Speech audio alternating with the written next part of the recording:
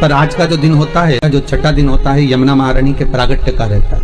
यमुना जी का प्रगट दिवस होता है। इस दिन जैसे एक नदी का संचार भूमंडल पर आता है, तो थोड़ा ना थोड़ा प्रत्येक देश में, प्रदेश में चारों तरफ थोड़ा थोड़ा हवा का संचार रहता है। थोड़ा थोड़ा ऐसा लगता है कि मौसम चेंज हो रहा है, पानी के छींटे जैसा रहेगा, थोड़ा हवा का संचार बना रहेगा। ये सब क्रम रहता है, जो नियम बना हुआ है शास्त्रों का वैसा। क्योंकि पटरानी जब यमुना देवलोक से उतर कर इस मृत्यु लोक में आती है, तो उसका एक आदर, उसका एक सम्मान, उसका एक सत्कार होता है। महारानी यमुना की थी, इतनी सुंदर, इतनी गौरवर्ण, पूरा शरीर गौरा, माँ बड़ी सुंदर, बड़े बड़े नयन, पर पिता के कारण नीचे दृष्टि रखती थी। इतनी सुंदर माँ यमुना थी, इतनी सुंदर, अलौकिक।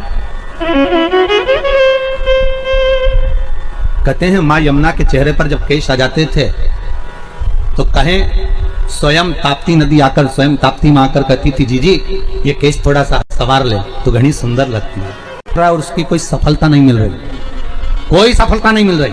तो शिव पंचायत के मंदिर में जाकर महाराज 5 पुष्प, एक एक पुष्प एक एक देवता देवी को समर्पित कर दो, और उनके चरण में मक्खन का लेपन कर दो। काय का लेपन करना है? माखन का लेपन कर दो। और 5 देवताओं के सामने चौमुखी 5 दिए लगाओ, 4 बत्ती के घी के, गाय के घी के, एक एक देवता के सामने एक एक दिया लगाओ पंचायत। और काम ना कर कर वापिस लौट कर आ जाइए। वो केस विजयता अगर देगा तो आपके पक्ष में ही देगा, हार नहीं सकते। शिव पंचायत का बहुत प्रबल भाव है महाराज, शिव पंचायत कोई साधारण नहीं होती। इसकी कमर का गुरिया खसक गया हो, या घुटने की हड्डी खसक गई हो, या हाथ पैर कहीं की भी कोई हड्डी खसक गई है महाराज, और डॉक्टर अपना काम कर रहे हैं, गुरिया नहीं जम रहा, और आपको केवल दवाई से ही अच्छे होना है, तो मूंग, हरी जो मूंग होती है, वो शिव पंचायत के मंदिर में कम से कम 5 या 7 दिन तक चढ़ाएं। उसी मूंग को वापस उठाकर लाएं और उसको सुबह सुबह पानी में गलाकर खाना चालू कर दे। बाबा चाहेगा तो 15 दिन नहीं लगते, गुरिया अपनी जगह पर बैठ जाता। शिव पंचायत रोग मुक्ति का होता है। काय के लिए होता है वो? रोग मुक्ति, रोग की। अबीर एक सफेद कलर का बॉर्डर होता है, अबीर, गुलाल जो होती है, गुलाल में अबीर डलता है, चमकदार, आपने देखा होगा अबीर। तो अबीर में धतूरा जो डुबो कर चढ़ाया जाता है, अबीर को लगाकर चढ़ाया जाता है, वो रोग मुक्ति का होता है। काय के लिए होता है वो? रोग मुक्ति, रोग की मुक्ति। भटक चुके हो, शिव के मंदिर में 1 लोटा जल चढ़ाना प्रारंभ करो। मेरी जीजियों, जिसके घर का जल शंकर भगवान को चढ़ना प्रारंभ हो जाता है, उसके घर की पूरी डोर शंकर के हाथ में आ जाती है, और शिव संभाल लेते हैं। शिव संभाल। जिसने अपने घर का 1 लोटा जल ले जाकर शंकर को चढ़ाना प्रारंभ करा, शिव को देना प्रारंभ करा, शंकर को चढ़ाना प्रारंभ करा, उस घर का जितना मनुष्य उसके अंदर रह रहा है, जितने लोग उस घर के अंदर रह रहे हैं, उसकी सबकी डोर शिव के हाथ। शंकर छठ के दिन, चाहे अंधेरी की छठ हो, चाहे उजाले की छठ हो, किसी भी छठ के दिन अगर षडानंद कार्तिकेय जी महाराज का नाम लेकर 6 बेलपत्र, और उस 6 बेलपत्र पर 6 दुर्वा, 6 पुष्प, 6 अक्षत के दाने रखकर षडानंद कार्तिकेय बाबा के स्मरण कर कर, शिवलिंग की जो जलाधारी है, उस जलाधारी पर जहाँ अशोक सुंदरी का स्थान है, उसी के पास में कार्तिकेय जी का स्थान है। किसी भी छठ पर यदि आप बाबा को वो बेलपत्र, वो दुर्वा, वो पुष्प, वो अक्षत का दाना 6 समर्पित करते हैं, किसी भी छठ के दिन, षष्ठी के दिन, स्कंद भगवान का नाम लेकर, स्कंदेश्वर बाबा का नाम लेकर, कार्तिकेय बाबा का नाम लेकर यदि समर्पित करते हैं, तो जिंदगी में कितना भी कर्जा हो, वो कर्जा 3 महीने के अंदर समाप्त होता ही। कितना भी कर्जा, साथ में आपका परिश्रम, साथ में आपकी मेहनत और आपकी दृढ़ता। शिवलिंग में चरण ढूंढने का प्रयास मत करो, शिवलिंग में भगवान शंकर का मुख ढूंढने का प्रयास मत करो, शिवलिंग में शीश ढूंढने का प्रयास मत करो। शिव महापुराण की कथा कहती है, शिवलिंग में केवल शंकर को ढूंढने का और अपने भीतर की शांति ढूंढने का प्रयास करो, तो शिव अपने आप प्रकट हो जाए, अपने आप। मंदिर में जाकर भी भगवान के उस मंदिर में हम भगवान को ढूंढने का प्रयास करें। भगवान के चरण कहाँ हैं, भगवान के कर्ण कहाँ हैं, भगवान के नेत्र कहाँ हैं, हम ढूंढ रहे हैं।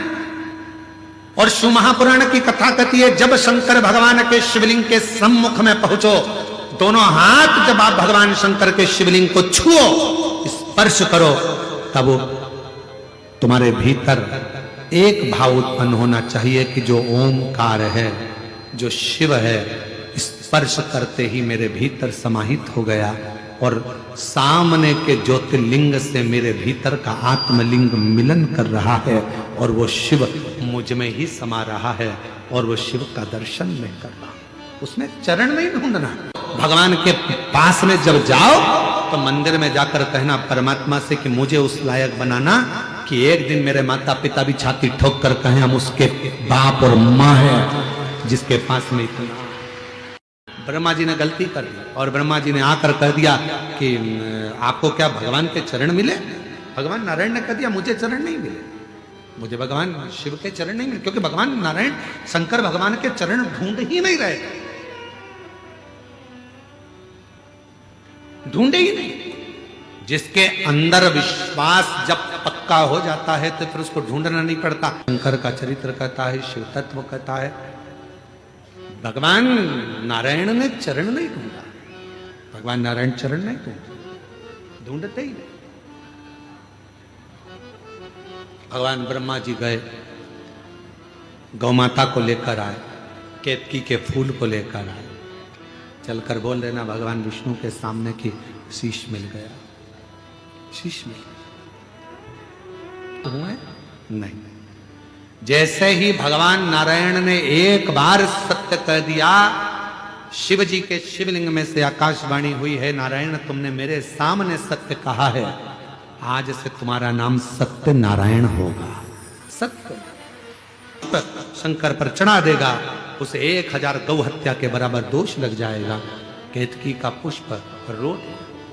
ब्रह्मा जी फिर झूठ बोले, तब भगवान शंकर ने अपने पांव के अंगूठे के नख को तोड़कर काल भैरव प्रकट कर लिया। काल भैरव से कहा जाओ ब्रह्मा का सिर काट दो, जिस ब्रह्मा के मुख से झूठ बोला जा रहा है। काल भैरव ने अपनी चीटी उंगली का नख तोड़ा, ब्रह्मा जी के शीश पर फेंक मारा। जैसे ही ब्रह्मा जी के शीश कटा हुआ शीश झूठ बोलता हुआ लुढ़कता गया, तो ब्रह्मा जी के कटे हुए शीश से जो रक्त निकला उससे एक नदी प्रकट हो गई जिसका नाम कर्मनाशा हो गया, जो आज भी उत्तर प्रदेश में बहती है।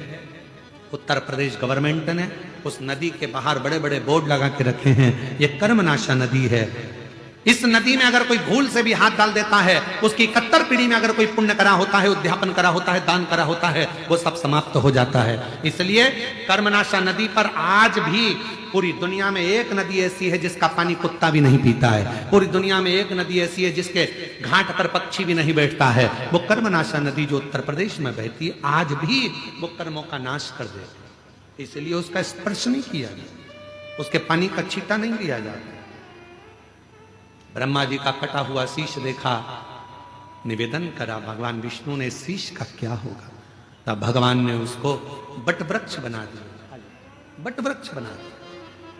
और बड़का पेड़ भगवान ब्रह्मा जी का कटा हुआ शीश भगवान शिव जी ने बट वृक्ष बना दिया। शिव जी का नाम बटकेश्वर महादेव पड़ गया। जोरदार ताली बजाकर भगवान देवादिदेव महादेव का जय घोष हो। ब्रह्मा जी के मन में शिव के प्रति विश्वास नहीं था, और ब्रह्मा जी के मन में जब भगवान देवादिदेव महादेव के प्रति विश्वास नहीं था, भरोसा नहीं था, दृढ़ता नहीं थी, तो ब्रह्मा जी बहुत भटके। जब तक मनुष्य का विश्वास या देवता का विश्वास या पक्षी हो, पशु हो, जलचर हो, थलचर हो, इनका पूर्ण विश्वास शिव पर नहीं होता, तब तक यह भटक रहा का प्रश्न है। जरा ध्यान से देखिए, अच्छे लोगों के साथ ही बुरा क्यों होता है? 18 प्रश्न में से एक प्रश्न, तीसरे नंबर। उसके लिए एक प्रसंग बड़ा सुंदर है, आप उसका स्मरण करिएगा। एक प्रसंग का साउंड अच्छा नहीं है, परंतु वो एक प्रसंग का स्मरण करिएगा आप लोग साथ में।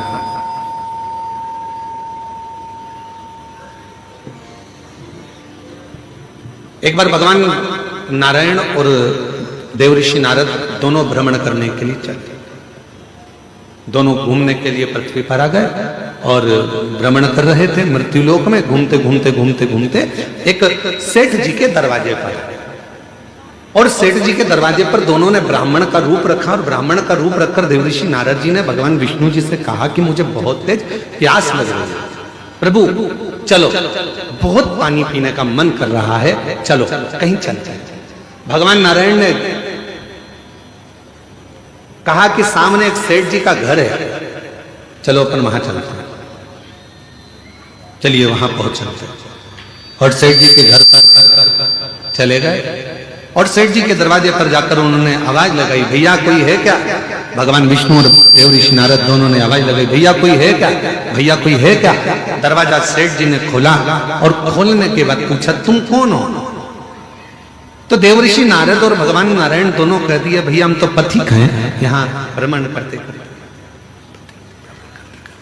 करते यहाँ आए हैं, भ्रमण करते करते यहाँ पहुंचे हैं और भ्रमण करते करते हम लोग यहाँ पहुंच गए, हमको बहुत तेज प्यास लगा, क्या आप पानी पिला सकते हो? रहने दे, छोड़ दो।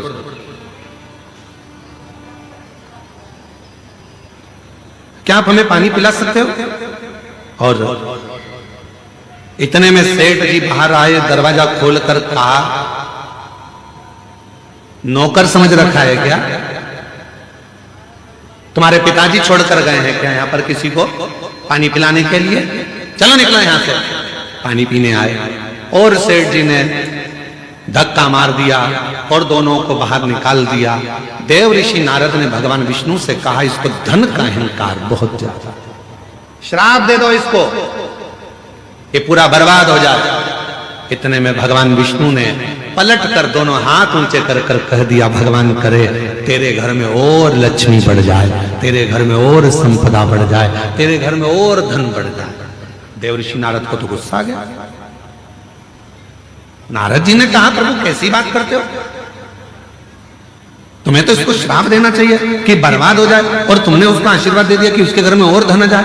कितना बेकार व्यक्ति, उसको और तुम वर देकर जा रहे हो। और आगे चले, नारद जी से भगवान ने कहा चलो और आगे चलते। और आगे गए तो एक बूढ़ी माँ का झोपड़ा था, और बूढ़ी माँ के झोपड़ा, छोटा सा झोपड़ा था। दरवाजा बजाया, माँ प्यास लग गई, माँ पानी पी,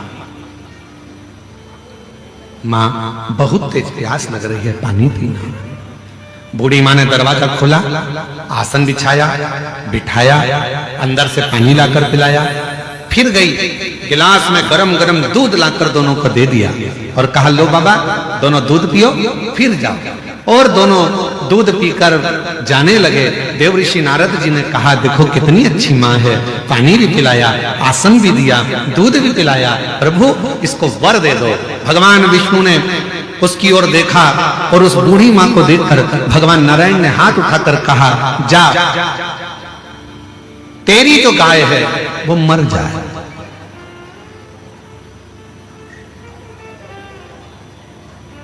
जिस गाय का तूने दूध पिलाया, तेरे पास जो गाय है वो मर जाए। अब तो नारद जी को बहुत क्रोध आया। नारद जी ने कहा, वो सेठ जी ने धक्का मारकर निकाला, उससे कहा कि तेरा धन बढ़ जाए, और वो बेचारी ने पानी पिलाया, दूध पिलाया, आसन लगाया, और तुम उससे कह रहे हो कि जिस गाय का दूध तुमने दूध पिया वो गाय ही मर जाए। भगवान नारायण नारद जी ने कहा कि मुझे तुम्हारा निर्णय अच्छा नहीं लगा,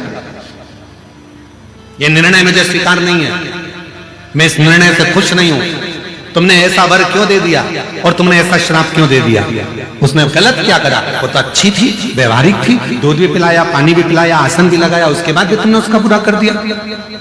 तीसरे नंबर का प्रश्न है, किसी ने करा 18 प्रश्न में से तीसरा प्रश्न है कि अच्छा करने वाले के साथ बुरा क्यों होता है? उसका उत्तर इस कथा में है, इस कथा के संवाद में है। भगवान देवऋषि नारद ने भगवान विष्णु से कहा, तुमने ठीक नहीं करा, तुमने उसको, उसकी गाय बेचारी उसी के सहारा था और तुमने उसको मरने का कह दिया। मरने? हाँ, क्यों? भगवान कहने लगे, सुनो देवऋषि नारद, मैंने सेठ जी के यहां लक्ष्मी बढ़ने का वर इसलिए दिया क्योंकि सेठ धन के अहंकार में तुम्हें और मुझे धक्के मारकर निकाल दिया। सेठ के यहां लक्ष्मी बढ़ेगी और वो लक्ष्मी के लोभ में इतना पड़ा रहेगा, इतना पड़ा रहेगा उस माया के लोभ में कि मरने के बाद वो सांप बन जाएगा और उसी धन के आगे पीछे घूमता रहेगा सांप बनकर। और मैंने वो बूढ़ी माँ जो मेरा भजन करती है, पथिकों की सेवा करती है, उसको उसके घर की गाय को मरने का इसलिए कहा क्योंकि नारद वो बूढ़ी माँ कुछ दिन में मरने वाली है, उसकी उम्र पूरी हो गई, वो मरने वाली है, पर उसके घर में कोई नहीं है। वो दिन रात अपनी बुद्धि में उलझी रहती है कि मेरी गाय का क्या होगा, मेरी गाय का क्या होगा, मेरी गोमाता का क्या होगा, मैं मर जाऊंगी तो मेरी गाय कौन रखेगा, मेरी गाय को कौन पालेगा, इसको चारा कौन देगा, इसको पानी कौन देगा। इसलिए मैंने एक काम कर दिया कि उसको कह दिया कि तेरी गाय मर जाए, अर्थात इस बूढ़ी माँ ने हमें जल पिलाया, इस बूढ़ी माँ ने हमें दूध पिलाया, इस बूढ़ी माँ ने हमें आसन दिया, तो फर्ज मेरा है कि ये जब मरे तो इसकी बुद्धि में गाय ना रह जाए, नहीं तो मरने के समय पर जो याद रहता है उसी की योनि मिल जाती है, फिर वो उसमें भटकेगी, फिर 84 के चक्कर में पड़ेगी। और अगर वो गाय चली गई और उसकी बुद्धि में वो गाय नहीं रही और जब वो प्राण त्यागेगी तो वो मुझ में समा जाएगी, बैकुंठ आ जाएगी, फिर वो भटकेगी नहीं, फिर वो इधर उधर नहीं जाएगी। अभी हमको लग रहा है कि भगवान ने हमारे साथ बुरा करा, लोग कहते हैं अच्छे लोगों के साथ बुरा क्यों होता है, पर याद रखना अच्छे के साथ बुरा इसलिए होता है कि भगवान उसको पकड़कर अपनी मंजिल तक ले जाना चाहता है, बुरा इसलिए हो रहा है कि भगवान उसको संभालना चाहता है, बुरा इसलिए हो रहा है क्योंकि वो उसको हाथ पकड़कर उसकी मंजिल तक पहुंचाना चाहता है। आप उसको समझते नहीं, बस अपनी बुद्धि से लगे और कह दिया बेचारा कितना अच्छा था, मंदिर जाता था, एक लोटा जल चढ़ाता था। कई लोग कहते अरे गुरुजी हम मंदिर गए, हमने भगवान को जल चढ़ाया, भगवान की सेवा करी, भगवान का स्मरण करा, उसके बाद मेरा एक्सीडेंट हुआ, मेरा हाथ टूट गया, अच्छा हुआ कि तूने जल चढ़ाया और हाथ टूटा, नहीं तो उस समय पर तो तेरे प्राण जाने का समय था। पर बड़े तलवार की नोक को भगवान ने सुई की नोक पर निकाल दिया और तेरे हाथ को तोड़कर उस समय की काल घटना को पूरे कर्म कर बंदे वरना पछताएगा, भगवान की आंखों से तू बच नहीं पाएगा, तू बच नहीं पाए। इंद्राणी ने सोच लिया कि अब मैं किसी को नहीं भजू, मैं शंकर शिव जी की आराधना में, कहीं यहाँ शिवलिंग का निर्माण करती, कहीं वहां शिवलिंग का निर्माण करती, आराधना में डूब गई, शंकर की आराधना कर रही, पूजन कर रही, साधना कर रही। शंकर भगवान की साधना में इंद्राणी इतनी डूब गई कि शंकर भगवान को आना पड़ा, गुरु मानकर ज्ञान देना पड़ा। ये वही बस्तर की भूमि है, ये वही इंद्रावती नदी है जिसके तट पर भगवान शंकर गुरु बनकर प्रकट होकर इंद्राणी को वर देते हैं, इंद्र को ज्ञान देते हैं और इंद्राणी के साथ इंद्र को वापिस भेज देते हैं, संगत से हटाकर वापिस अच्छी संगत में लगा देते हैं। तब वहां मंदाकिनी नाम की एक सुंदर से भाव से श्रवण कर रही थी अप्सरा, देखा, कहा क्यों चिंता करती है, तूने मेरे शिव गुरु के वचन को श्रवण करा है, तू इस संसार सागर में इंद्रावती नाम से श्रेष्ठ होगी और तेरे भी जल से निकलने वाला पाषाण शंकर का एक स्वरूप होगा और वो इंद्रावती आज कल कल कर कर बहकर गोदावरी मां में मिल जाए। ए बस्तरवासियों, जो नहीं आया इस पवित्र धरा पर दंतेवाड़ा के क्षेत्र में मां आद्य शक्ति की पवित्र पीठ पर, दंतेश्वरी मां का, जहां मां आद्य शक्ति माता सती का दंत गिरा है, ऐसी शक्ति पीठ दंतेवाड़ा में विराजमान है। ऐसी पूरी धरा एक बार अगर मौका मिले पूरे विश्ववासियों से, पूरे देशवासियों से और विदेश में रह रहे जो श्रोता इस शिव महापुराण की कथा को 272 देश इस कथा को सुन रहे हैं, उनसे भी निवेदन करूं एक बार मौका लगे तो आप आइए छत्तीसगढ़ की पवित्र धरा पर, बस्तर क्षेत्र में, दंतेवाड़ा के क्षेत्र में और शिव और शक्ति की आराधना का प्रतिबिंब। क्या है इस भूमि पर, क्या है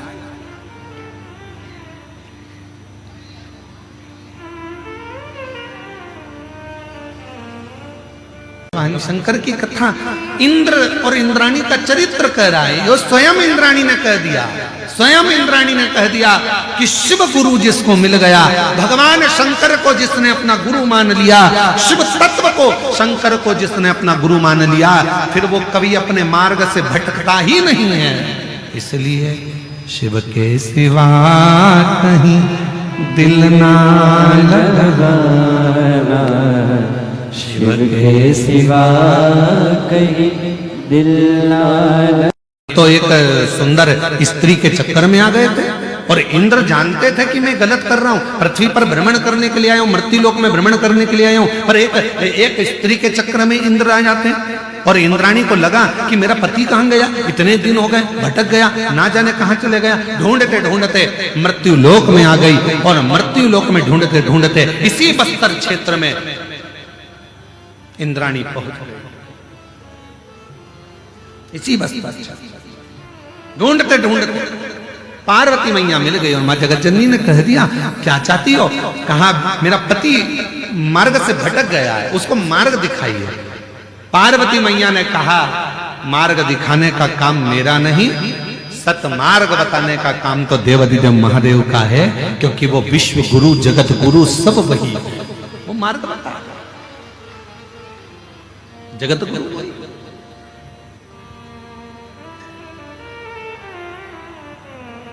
और हम फिर निवेदन करें मेरी जीजियों से, मेरे जीजाओं से, मेरी बेटियों से, बेटाओं से, मेरी माताओं से, यदि संसार सागर में तुमको कोई असली गुरु ना मिले, संसार सागर में तुमको कोई ऐसा गुरु ना मिले जो तुम्हारे मन के हिसाब से ना हो, संसार सागर में कोई तुमको ऐसा गुरु ना मिले जो तुम्हें पथ ना बता रहा हो, सही मार्ग ना दिखा रहा हो, तब तक कोई गुरु मत बनाना। और आखिरी में भी अगर कोई गुरु ना मिले तो शंकर जी के मंदिर में जाना, एक बेलपत्र को सीधे हाथ में लेकर और श्री शिवाय नमस्तुभ्यम ओम नमः शिवाय बोलकर बाबा को बेलपत्र चढ़ाकर बाबा को ही अपना गुरु बना लेना और उसी से गुरु मंत्र